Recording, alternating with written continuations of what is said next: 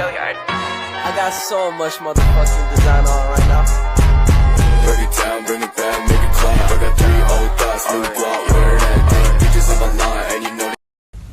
Assalamualaikum warahmatullahi wabarakatuh. Perkenalkan, saya Nur Afnel Fiani Sohadi dengan NIM L021221076.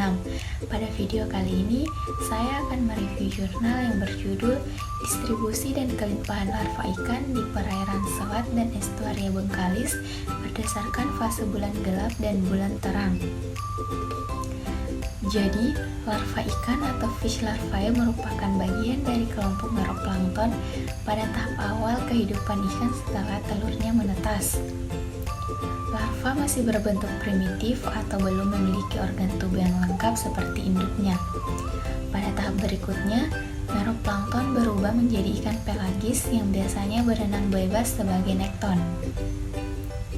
Pada fase perkembangan ikan dibagi menjadi 4, yaitu fase saat larva baru menetas, di mana kantong kuning telurnya masih ada, larva stage atau fase perflection, transformation stage atau fase di mana larva ikan kehilangan karakteristik larvanya, dan juvenile stage.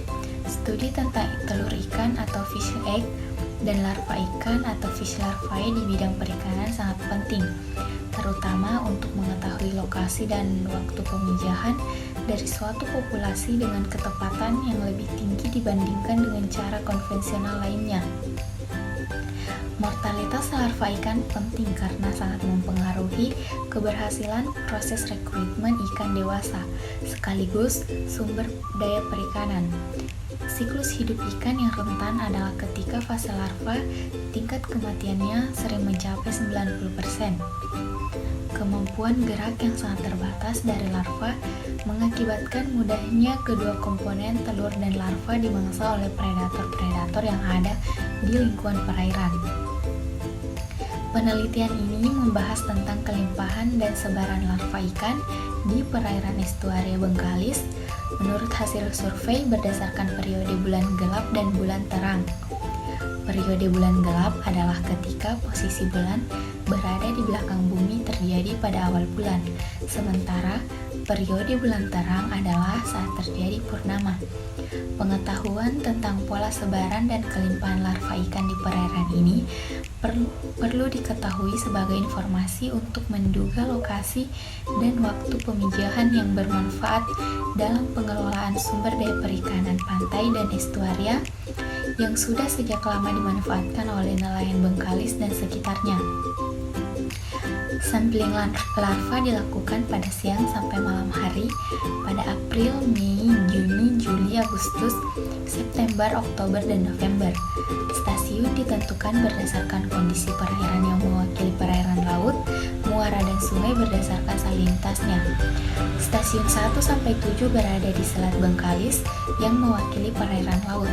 Stasiun 8-10 berada di Selat Padang atau Sungai Pakning dekat dengan muara Sungai Siak. Sedangkan stasiun 11-14 berada di Selat Lalang dan stasiun 15-16 mewakili sungai di bagian hilir Sungai Siak. Adapun hasil dan pembahasan pada penelitian ini, kelimpahan larva ikan di setiap stasiun sampling juga bervariasi setiap bulannya. Kelimpahan larva tertinggi menyebar di sekitar muara Sungai Siak, meliputi perairan di antara Sungai Pakning, Bengkalis, Selat Padang, dan Sungai Apit. Pada April, kelimpahan rata-rata dengan kelimpahan tertinggi tercatat di stasiun 13 yang berada di Sungai Siak. Sedangkan yang terendah ada di stasiun 2 yang berada di Sungai Pakning. Kondisi perairan sangat menentukan kelimpahan dan penyebaran organisme di dalamnya. Tetapi, setiap organisme memiliki kebutuhan dan keperluan yang berbeda-beda terhadap lingkungan dan tempat hidupnya.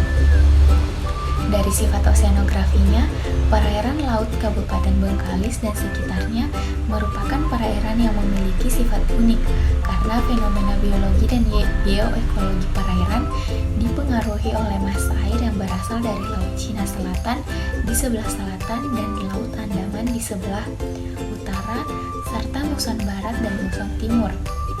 Wilayah perairan yang satu dengan lainnya dihubungkan dengan bentuk-bentuk selat yang sempit dengan kedalaman bervariasi serta terdapatnya daerah muara sungai. Keadaan ini mengakibatkan terjadinya dinamika oseanografi yang cukup tinggi terhadap keragaman budaya hayati laut. Secara umum, distribusi larva ikan ditentukan oleh faktor internal, misalnya tingkah laku maupun faktor-faktor eksternal atau fisik seperti sirkulasi pasang surut, suhu, salinitas dan turbiditas, keberadaan predator dan ketersediaan pakan. Bring it back, make it clap. I got 3 old thoughts, new block, where that thing, bitches on my line.